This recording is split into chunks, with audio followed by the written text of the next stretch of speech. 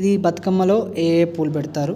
గునుగు, చామంతి, తోక చామంతి, తంగేడు, కట్ల, పిట్టకాలి, ఎర్రగన్నేరు, పచ్చగన్నేరు, రుద్రాక్ష, బీర, గుమ్మడి, బంతి, ముద్దబంతి లాంటి రకరకాల పూలను సేకరించి దీంట్లో పెడతారనమాట. పైన మొత్తం పెట్టిన తర్వాత, పైన పేర్చిన తర్వాత పసుపు ముద్దను పైన పెడతారు. ఆమెను గౌరీదేవిగా కొలుస్తారు. ప్రతిరోజు సాయంత్రం ఈ పండుగని చేసుకుంటారు.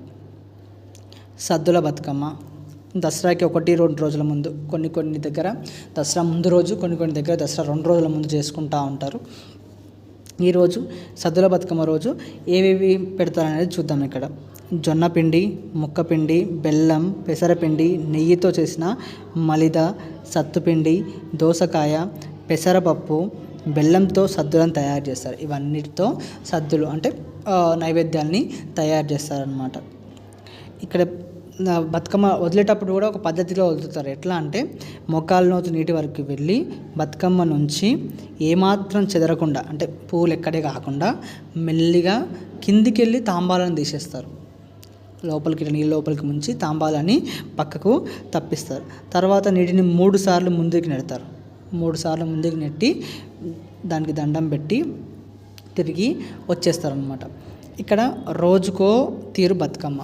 ఇవి క్వశ్చన్స్ మనకి ఎక్కువగా డిఎస్సిలో కానీ టెట్లో కానీ ఎక్కువగా వచ్చినటువంటి క్వశ్చన్స్. రోజుకో తీరు బతుకమ్మ.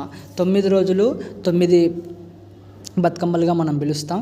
ఏ రోజు ఏ బతుకమ్మ, వాటికి ఏ సద్దులు పెడతాం అనేటువంటిది ఇక్కడ చూడాలి. మహాలయ అమావాస్య రోజు పెద్దరమాస, మనం పెద్దరమాస అని చెప్తూ ఉంటాం. ఆ రోజు మొదటి బతుకమ్మ స్టార్ట్ అవుతుంది. పెద్దలకి బియ్యం ఇచ్చినాక బతుకమ్మని చేస్తారు. ఈ రోజు బతుకమ్మని ఎంగిలి పూల బతుకమ్మ అంటాం. ఎందుకంటే నీచు కూడా వండుతూ ఉంటారు కాబట్టి ఆ విధంగా ఎంగిలిపూల బతుకమ్మ అన్న పేరు రావచ్చు మేబీ.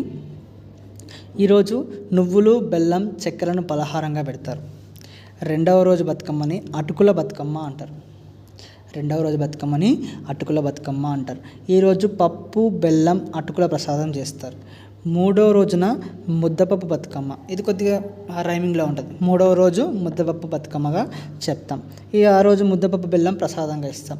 4వ రోజు నానబియ్యం బతుకమ్మ.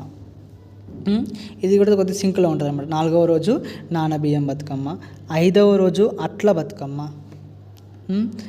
6వ రోజు అలకల బతుకమ్మ. ఇది కూడా కొద్దిగా రైమింగ్లో ఉంటుంది. 6వ రోజు అలకల బతుకమ్మ. ఈ 6వ రోజును అర్రెమ్మి అని కూడా అంటారు. ఇది గుర్తుపెట్టుకోండి, ఇట్లాంటివి వస్తూ ఉంటాయి. 6వ రోజు బతుకమ్మను ఏమంటాం? అలకల బతుకమ్మ అని మనకు ఆల్రెడీ తెలుసు, కాకపోతే దాన్ని అర్రెమ్మి అని కూడా అంటారు. ఈ రోజున ఎవరి ఇళ్ళల్లో వాళ్ళు బతుకమ్మ